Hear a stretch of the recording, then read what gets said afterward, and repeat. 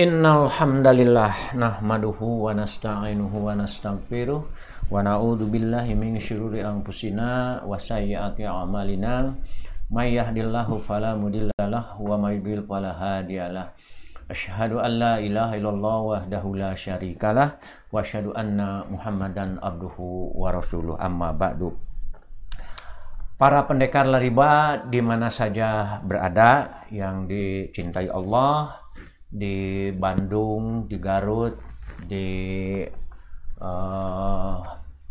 Bekasi, Karawang, Tangerang, Makassar, Batam, Pekalongan, Purwakarta, Majalengka, dan di tempat-tempat lain yang saya tidak sebut, barangkali seluruhnya aja di seluruh Indonesia. Alhamdulillah pada hari ini kita bertemu kembali pada Karomah, kajian rutin online di rumah, sebagai pengganti kajian rutin setiap Senin yang biasa dilakukan ketika zaman masih normal, dan nanti insya Allah kalau normal kembali. Hari-hari ini COVID masih bertambah atau paling tidak masih eksis, jadi kita tetap memenuhi kaidah-kaidah kesehatan, menghindari kerumunan, maka dengan Karomah, kajian rutin online di rumah. Baik, hari ini kita akan membahas satu permasalahan yang mungkin masalah teknis. Seperti diketahui bahwa para pendekar lariba telah mempelajari dan terus mempelajari sebuah ilmu, sebuah kajian, ilmu dagang, ilmu bisnis dari Kitabul Buyu. Salah satunya adalah bagaimana menentukan harga. Siapa yang menentukan harga dalam bisnis dan jual beli, ya. Kali ini seperti biasa kita dihadiri atau ya kita dipandu atau dicerahkan oleh guru kita yang tetap setia memandu setiap kita setiap hari, setiap minggu, Al Ustadz Uus M. Ruhyat. Assalamualaikum Ustadz. Waalaikumsalam warahmatullahi wabarakatuh. Alhamdulillah. Kang. Bagaimana nih dalam situasi pandemi seperti ini? Ini ternyata nih Ustadz kita ini masih tetap sibuk saja. Baru pulang dari sidang Dewan Hizbah di Lembang, ada 2 malam ya Ustadz? Iya betul. 2 malam, terus barusan saya telepon juga masih dalam majelis ilmu. Alhamdulillah dari mulai subuh saya mendengar siarannya di Masjid Al Husna, Husnul Khotimah. Ya, Masjid Husnul Khotimah. Terus sampai hari ini insya Allah, dan kita nanti jam ba'da asar juga akan menyambung lagi ke majelis ilmu di tempat dan tema yang lain. Ustadz, hari ini kita akan membahas sebuah tema yang merupakan judul teknis lah. Kita setelah mempelajari jual beli dan segala macam, tentunya dalam jual beli ini antara ada penjual, ada pembeli, ada harus kesepakatan sebuah harga. Nah, kita akan membahas siapa sih yang menentukan harga jual itu? Siapa yang menentukan apakah pembeli atau penjual atau bagaimana ini? Ini mungkin yang akan kita bahas. Nah, supaya jelasnya lebih tegas lagi kepada teman-teman, silakan Ustadz dibahas bagaimana ini. Terima kasih Pak Haji Sulwan. Alhamdulillah wa syukur ala nikmatillah. Asyhadu an la ilaha illallah wahdahu la syarikalah wa asyhadu anna Muhammadan abduhu wa rasuluh alladzi la nabiyya ba'dah, amma ba'du. Para pendekar lariba yang Allah muliakan, sungguh merupakan sebuah kegembiraan tersendiri manakala kita bisa berjumpa di dalam tatap muka. Tapi saat ini tatap muka sungguh merupakan sebuah barang mahal, barang yang amat berharga. Tapi dengan tatap maya saja sudah beruntung. Yang penting kita bisa menjaga kesehatan dan juga bisa menyehatkan segala urusan. Karena dalam situasi seperti ini, untuk bisa sehat segala urusan ini amatlah penting, Pak Haji Sulwan. Termasuk yang berkaitan dengan jual beli. Karena walau bagaimanapun jual beli yang kita laksanakan sampai hari ini ya tidak lepas dari tuntunan, ajaran dan ketentuan-ketentuan yang sudah sama-sama ketahui bahwa ternyata ya tidak sedikit orang merasa ragu dalam menentukan berapa margin, berapa keuntungan, berapa persentase keuntungan yang bisa diterima. Sehingga tidak sedikit orang menentukan kelebihan ataupun menentukan keuntungan itu ragu-ragu dalam menentukannya. Sudah pasti bahwa katakanlah seseorang itu memerlukan satu barang yang dibutuhkan, kemudian juga dia berani membeli dengan satu ketentuan harga. Itu memang prinsip yang paling utama tidak ada lagi adalah antarodin, yaitu suka sama suka, ya ridho sama ridho. Yang pasti apabila di situ ada keridhaan dari kedua belah pihak, maka tentu saja proses jual beli itu sudah memenuhi kriteria yang telah ditetapkan. Memang walau bagaimanapun para pendekar riba dalam proses jual beli ini mengapa sampai ada muncul persoalan seperti ini? Mereka itu sekarang sudah mengerti. Apa yang mereka mengerti itu, mereka ingin agar wa fi kulli bai'in mabrurin. Ingin agar jual belinya mabrur. Bukan haji saja yang mabrur itu ya. Bukan haji saja yang mabrur itu, tapi jual beli juga mereka itu ingin mabrur. Jual beli juga beli yang mabrur ya. Jadi tidak hanya asal keuntungan. Ya. Tidak hanya asal margin. Tapi mereka ingin agar marginnya, keuntungannya, proses jual belinya itu dari mulai akad sampai kepada prosesnya dan perpindahan hak miliknya itu betul-betul mabrur. Bisa memunculkan kebaikan untuk kedua belah pihak. Jadi si penjual tentu merasa diuntungkan dan si pembeli pun tentu saja merasa dibantu dan merasa diuntungkan juga, karena ini harus saling menguntungkan. Jangan sampai terjadi ya proses yang barangkali ada jahalahnya, ada spek yang tidak sesuainya, sehingga pada proses jual beli yang berlangsung itu memang tidak ada keberkahan, tak ubahnya ya jual putus, sehingga tidak ada lagi membangun sebuah kemitraan yang berkesinambungan. Dan ketika seorang itu bermitra lalu berkesinambungan, maka tentu saja itu yang diinginkan oleh para pengusaha itu, supaya bukan hanya bermitra dalam proses jual beli, tapi bermitra dalam berbagai macam persoalan, sehingga dari proses jual beli ini menjadi saudara, menjadi terwujud kemitraan, persaudaraan yang bukan hanya berurusan dengan proses jual beli yang satu sama lain saling menguntungkan, tapi sesama muslim barangkali akan saling menguntungkan dalam beberapa hal.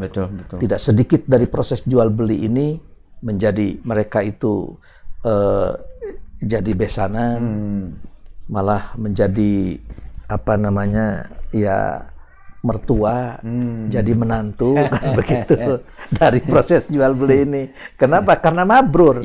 Jadi bisa kesana kemari. Malah bisa saja dari kemabruran itu diperluas dengan silaturahmi kekeluargaan. Nah, begitu. Kan tidak sedikit itu terjadi.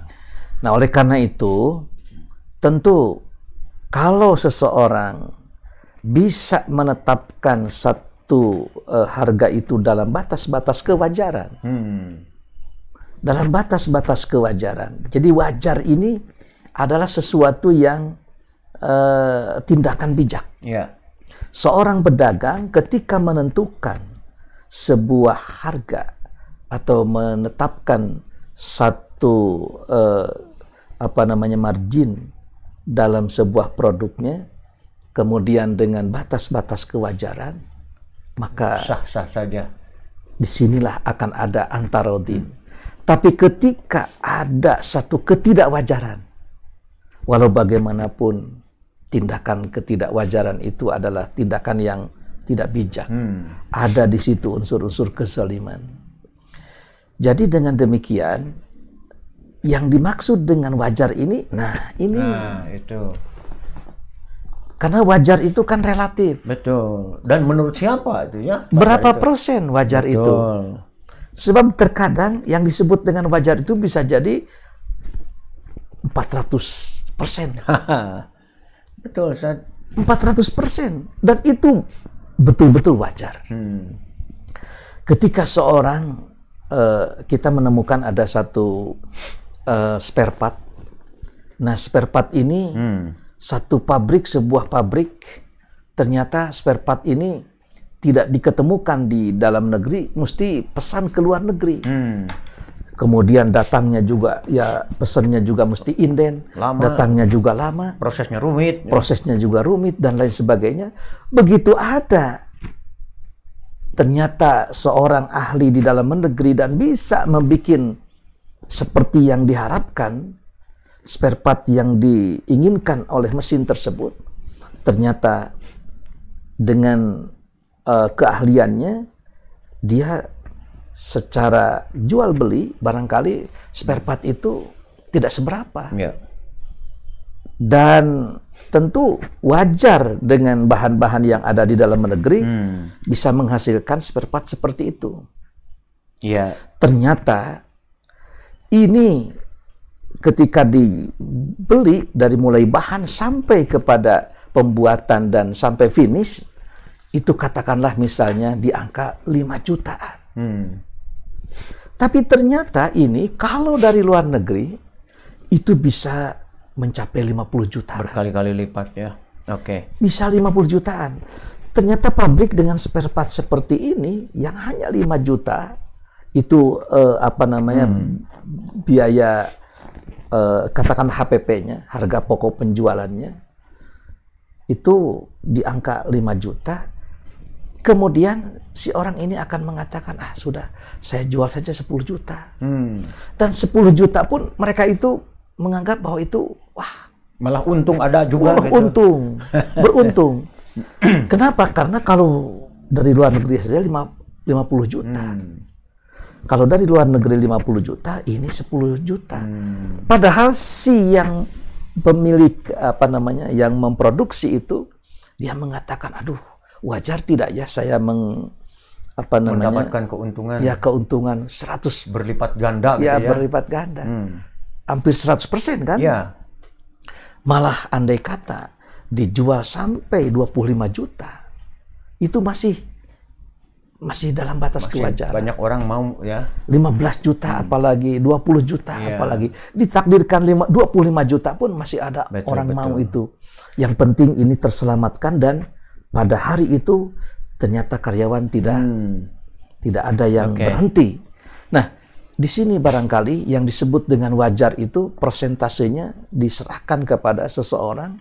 Sepanjang itu dalam batas-batas kewajaran, memang tidak ada satu keterangan pun yang menyampaikan atau yang menetapkan bahwa mesti 10%, mesti 20%. Hanya yang pasti kalau orang jual beli, yang sudah pasti itu udah 0,5% itu mesti keluar. Beli itu berupa zakat tijarohnya. Betul. Jadi dengan demikian seorang yang berjual beli atau katakanlah tijaroh, maka keuntungan itu jangan sampai di bawah 2,5%. Karena 2,5% itu sudah merupakan ketentuan batas minimum zakat itu. Ya, Zakat itu 2,5%. betul. Lalu sekarang kita menjual misalkan apa namanya, Hanya punya 5%, 1-2% apa lah. atau 1-2%. Ada tuh San, nanti Betul. coba kita Nah, gali inilah itu. barangkali Ya. yang Oke, harus kita San. gali. Ya. Berarti itu tergantung kepada supply and demand juga. Ya. Antara permintaan dan ketersediaan barang. Betul, betul. Kalau ketersediaan barang menurun, tapi permintaannya banyak, demand-nya Otomatis itu bisa kita, wah ini mumpung barang susah, barang tidak ada, barang sulit, wah ini saya naikkan ini. betul. Itu bisa juga kayaknya. Jadi kalau seandainya supply itu ternyata tidak ada, demand itu begitu banyak, otomatis. Kenapa itu naik? Karena barangnya tidak ada. Ya. Sehingga si supplier itu akan menertibkan bagaimana supaya barang yang sedemikian rupa itu bisa tersalurkan secara merata. Oke. Maka otomatis secara hukum pasar itu akan naik. Oke. Dan terlebih-lebih ketika apabila memang di tempat tersebut tidak ada, tentu akan ada kos yang bertambah lagi. Nabi pun pada saat-saat seperti itu beliau diminta oleh para sahabat untuk menetapkan harga, beliau pun tidak berani. Artinya diserahkan ke pasar harga. Diserahkan ke pasar. Karena Nabi tidak ingin nanti suatu saat di hadapan Allah ketika bertemu dengan Allah, Nabi dituntut oleh seseorang karena Nabi berbuat dolim. Baik itu dalam urusan menetapkan harga maupun dalam urusan jiwa. Kecuali mungkin Ustaz produk-produk yang memang dianggap sudah terbuka ya, dianggap vital, dianggap itu ditetapkan oleh pemerintah. Betul. Contohlah harga beras aja. Ya. Orang itu sudah tahu bahwa HPP beras itu adalah sekian, minyak itu. Jadi kebutuhan dan produksi yang memang mempengaruhi hajat hidup orang banyak itu dikontrol oleh pemerintah. Betul. Ya contohlah kalau di ininya bensin. Betul. Minyak tanah atau sejenisnya lah. Kalau di barang sehari-hari itu minyak minyak, beras. Ya. Itu nggak bisa kayak seperti kita jual cabai. Betul. Wah, ini cabai lagi kurang. Ya. Tadinya 5.000 bisa tiba-tiba naik jadi 30.000. Betul. Nah, kalau beras kan tetap aja dikendalikan oleh pemerintah, itu harganya ada harga paling rendah, ada harga headnya, ada harga eceran tertinggi. Betul. Itu bisa gitu ya, San? Ya, jadi memang ada di antara beberapa produk itu ada yang memang harganya itu gelap, ada yang memang harganya itu transparan, terbuka. Seperti dulu ada minyak tanah atau gas atau bensin, kemudian sekarang juga beras. Beras itu tentu saja tidak seberapa marginnya. Bahkan mungkin di bawah 2,5%. Betul. Kadang 1% atau 1,5%. Sehingga banyak yang mengeluh. Bagaimana ini Ustaz, katanya jangankan untuk zakat. Kalau kita bayar zakat sudah gulung tikar. Tidak akan bisa lagi berjualan. Sama lah dengan ya walaupun yang diperdagangkan itu orang mengatakan makruh atau rokok lah. Itu nggak ada itu Ustaz 2,5%. Karena belinya itu berapa gitu, jualnya berapa gitu. Betul. Jadi sebetulnya orang itu kan biasa kalau jualan itu tidak hanya beras, atau kadang-kadang dengan campur dengan yang lain. Maka tentu saja di tempat lain atau di komoditas yang lain dia bisa menetapkan 10%. Mungkin beras itu cuma 1%. Tapi kan dia berdagang bisa diolah sedemikian rupa dan ternyata bisa dengan 2,5% itu secara total, secara kumulatif. Tapi kalau khusus itu, maka tentu saja mengeluarkan zakatnya itu wajib, Cuma tentang persentasenya mastata'tu. Sesuai kemampuan. Ubudullaha mastata'tu. Beribadah kepada Allah itu sesuai dengan kemampuan.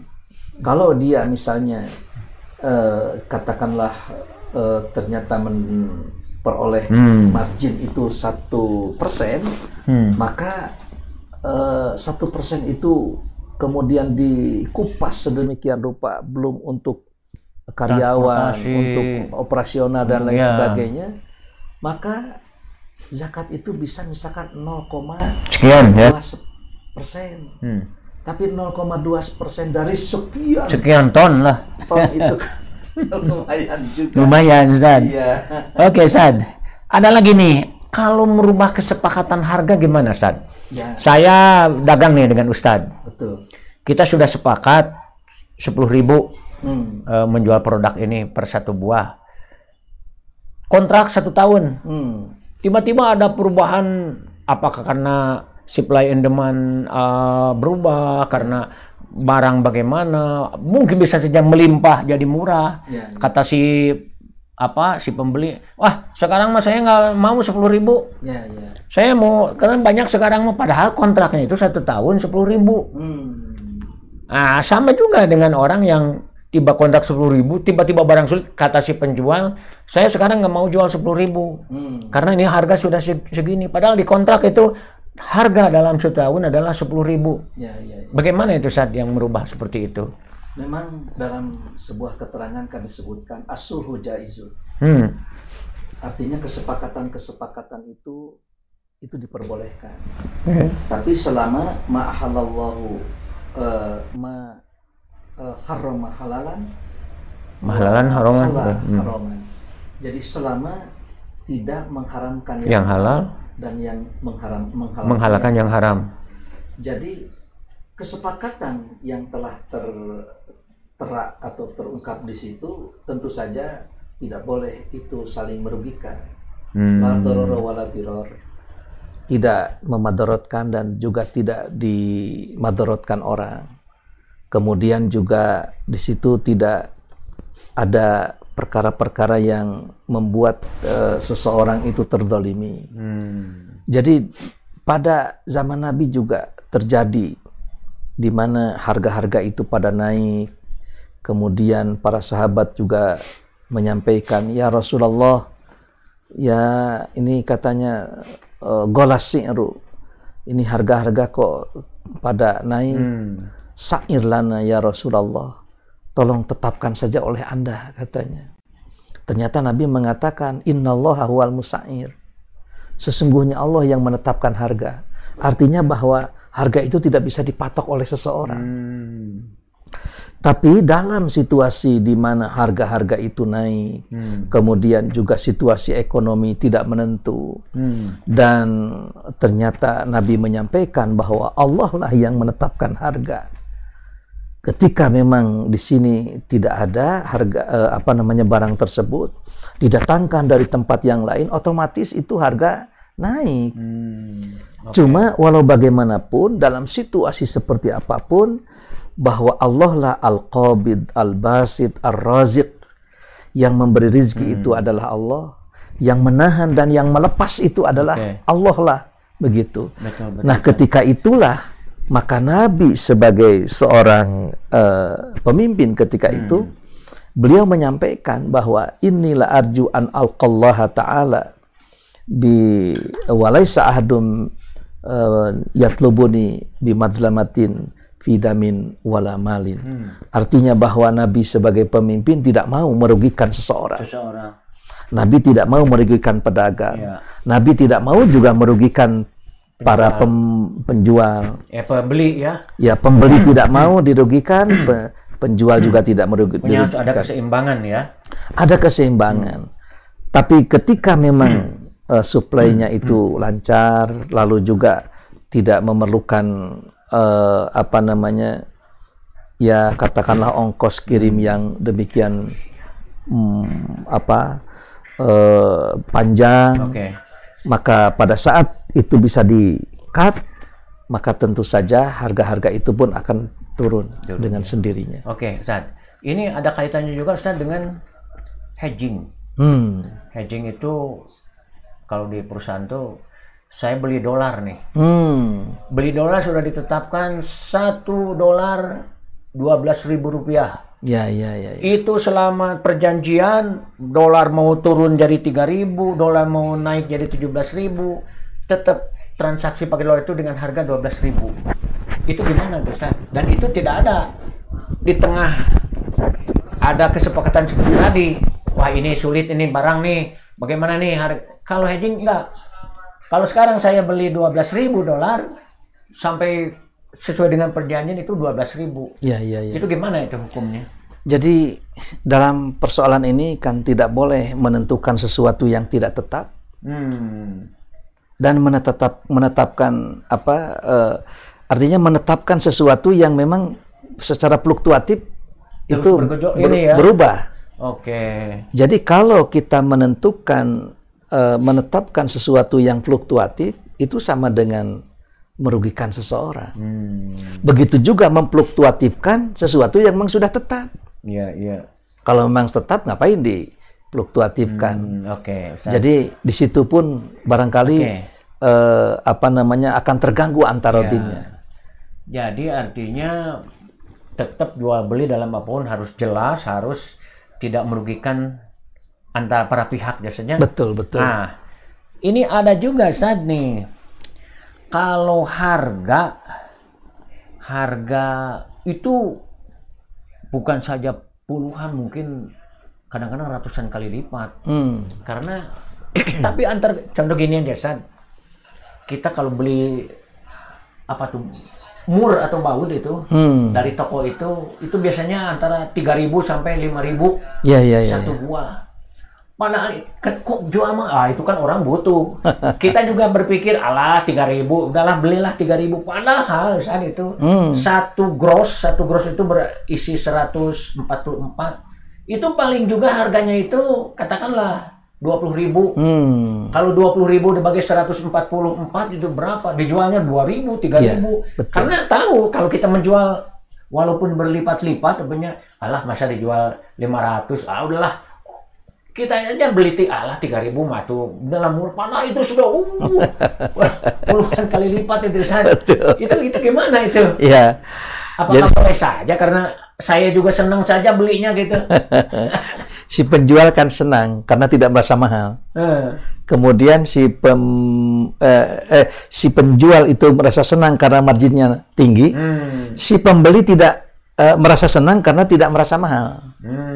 Ya, karena apa? Karena ini kan 3.000, padahal itu sudah 3 kali lipat. Wah, lebih, Ustaz. Mungkin lebih. Nah, barangkali ini perlu diketahui bahwa si penjual itu kan membeli itu katakanlah dia membeli itu dosan, sementara jual eceran. Dari jangka waktu juga ya. Nah, dijual ecer dengan dijual dosan, tentu kalau si pembeli itu membeli satu dus akan lain dengan membeli satu. Oke. Jadi kalau membeli satu, masih boleh itu ya saja. Ya artinya bahwa ini dalam batas-batas kewajaran. Betul. Jadi kita mengukur bagaimana sebetulnya menetapkan harga itu betul-betul harus dalam batas-batas kewajaran. Sama itu harga tembakau. Nah, saya pernah dibawa nih sama orang tua dulu ke pasar ya, ke pasar itu tuh Jatinangor ke sana tuh Tanjung Sari. Ya. Itu di Ambon begini, wah 20.000 katanya satu bal. Yang ini 15.000 satu bal. Oke, jadi ada transaksi. Dia bilang di jalan, ini kita beli 20.000. Kalau jadi 100.000 itu rugi, cina. Wah, ini jadi berapa? Mungkin apakah tadi berkaitan dengan kalau itu menjualnya waktu itu kita makan menjualnya di keret ya, dicicil. Betul. Tapi jelas itu dari tembakau itu dari 20.000 itu kalau dijual 80.000, 100.000 itu mengatakan, wah ini kita rugi kalau dia laku 100.000. Jadi keret nanti bisa 1.000. Jadi pemana 1.000 keret jadi berapa itu? Betul. Jadi memang ada jasa saja dari yang tadinya dalam bentuk besar kemudian dikerat sedemikian rupa lalu si pembeli itu merasa pantas dan layak untuk membeli dan tidak merasa itu adalah sesuatu yang mahal dan malah diuntungkan, kemudian ya itulah yang disebut dengan proses jual beli secara wajar itu. Kalau Ustadz, kita menjual dengan ilmu, ya ilmu itu artinya begini, Ustadz. Coba aja kalau saya punya mobil, penyok diketok sama Ustadz atau sama siapa, kan kita walah gimana itu. Tapi oleh orang yang ahlinya itu sabar amang, wah cina 1 juta gitu ya, atau 1,5 juta atau 500.000, padahal cuma ketok 5 menit 6 menit beres gitu. Itu bisa berlipat Ustaz. Sama aja dengan dokter. Dokter itu kan coba aja lah, ada orang sakit dicabak oleh kita begini, ya berapa, tapi oleh dokter baru begini aja sakit apa, sakit anu, saya diperiksa nih gigi ke dokter gigi, baru aja coba lihat giginya, dilihat, ya coba besok kesini lagi, berapa? Bayar saja, 200.000 itu, hanya ngomong aja. Iya, jadi memang kita harus bisa memisahkan mana berupa produk yang dijual belikan, yang berupa produk olahan atau produk jadi, mana juga jasa. Jadi jasa ini tidak ada tolak ukurnya. Ya, karena itu dengan ilmu karena dengan ilmu. Gitu. Jadi seorang dokter kemudian meraba begitu, diraba saja oleh dokter itu kan berapa? Kenapa? Karena yang mahal itu bukan merabanya. Kalau merabanya kita juga bisa. Pak Haji Sulwan juga bisa meraba. Tapi setelah diraba itu apa kesimpulannya? Diagnosanya apa? Tapi kalau diraba oleh dokter kemudian lalu menghasilkan satu diagnosa, kemudian keluarlah resep dan kemudian dibelinya, lalu karena hasil rawaan itu ya.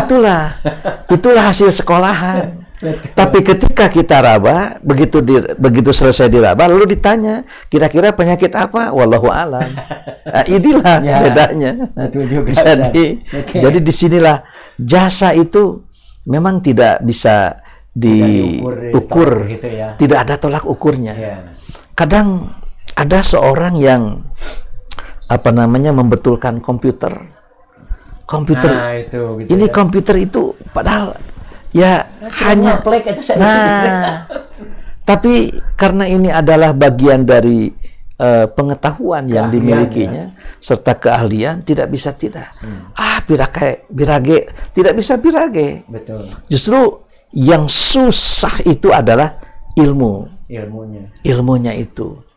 Jadi dengan demikian jangan disamakan antara produk satu barang dengan jasa itu. Ada lagi Ustaz, itu ini mah hanya cerita aja. Itu di pabrik tembakau itu ada seorang karyawan jabatan yang menentukan kelas tembakau itu hanya dengan rabaan. Betul. Kelas A, kelas B. Itu hanya mungkin lulusannya tuh SD aja nggak tamat, tapi itu bisa lebih tinggi dari manajer itu gajinya. Dan itu sangat dekat dengan direksi yang menentukan, karena dialah yang menentukan harga, menentukan produk ini tembakau kelas A, ini tembakau kelas B, hanya begitu aja. Nah, A, kelas B. Betul. Jadi Allah itu memberikan anugerah kepada seseorang, kepada manusia itu terkadang melalui penciuman. Terkadang melalui rabaan, kemudian juga melalui penglihatan, melalui pendengaran. Itu semua bisa dilatih sedemikian rupa, dan yang disebut dengan rezeki seseorang itu di mana pada orang tersebut itu dimiliki dan tidak dimiliki dengan yang lain. Orang lain tidak memilikinya, sementara seorang itu memilikinya. Itu juga adalah bagian dari anugerah yang Allah berikan. Betul juga. Ada seorang diberi anugerah oleh Allah itu berupa suara yang bagus, sehingga melalui suara tersebut seorang itu mendapatkan limpahan rezeki. Dan ya itulah mungkin anugerah ya. Anugerah yang Allah berikan kepada setiap manusia, dan wajib kita syukuri, karena walau bagaimanapun anugerah yang Allah berikan ini menjadi lahan untuk kita jadikan sebagai rasa syukur kita kepada Allah yang Dat yang Maha Pemberi rezeki. Baik Ustadz, rupanya walaupun kita ini bahasan kita singkat, iya betul, tapi rasanya hampir membahas 7-8 pokok masalah ini. Iya, betul. Terima kasih Ustadz. Ini ada supply and demand, ada merubah kesepakatan harga, ada hedging, ada membuat dua produk untuk bersaing, ada barang gelap, bagaimana menjual tanda kutip ilmu gitu ya. Nah ini barangkali sudah memadai lah untuk pengetahuan kita bagaimana dalam transaksi jual beli itu ketentuan yang tidak saling merugikan dan tidak menghalalkan yang haram dan tidak mengharamkan yang halal. Persis. Ustaz, closing itunya Ustaz, bagaimana statementnya? Ya, bagi seorang pendekar lariba yang senantiasa ingin menjangkau dan menggapai magfirah dari Allah, keberkahan yang datang darinya, selalu saja berhati-hati dalam bertransaksi dan berjual beli. Walau bagaimanapun Allah menghalalkan jual beli, tapi kalau tidak dalam batas-batas kewajaran dalam menentukan harga, tentu saja akan mengganggu keberkahan, mengganggu ketenangan, mengganggu ketentraman, serta juga ya mengganggu kebarokahan kejiwaan betul seseorang. Betul, kejiwaan. Oleh karena itu tepat sekali apabila para pendekar lariba menginginkan dalam jual belinya itu adalah mabrur, bagaimana bisa bermitra, bagaimana bisa seseorang itu menjadi muncul ukhuwah, persaudaraan, tidak hanya sebatas jalinan bisnis dan jalinan ekonomi, melainkan juga bersahabat, berkeluarga, dan berukhuwah, bersaudara, sehingga melanggengkan kemitraan bukan hanya di dunia, betul, tapi sampai ke akhirat. Artinya jual beli itu bukan hanya cari keuntungan, tapi ta'awun, saling tolong menolong, dan kita mencari keberkahan. Baik Ustadz, terima kasih para pendekar lariba. Kita sudah mendengarkan pencerahan tentang walaupun singkat.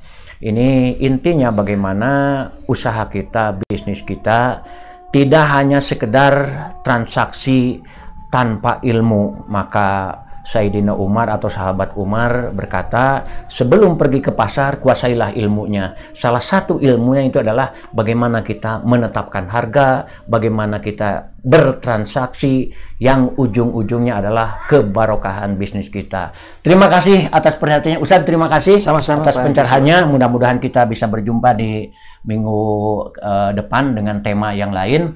Baik para pendekar lariba yang terhormat, yang tercinta di mana saja berada, itulah bahasan kita hari ini. Mudah-mudahan bermanfaat. Terima kasih atas perhatiannya. Kita jumpa insya Allah minggu depan.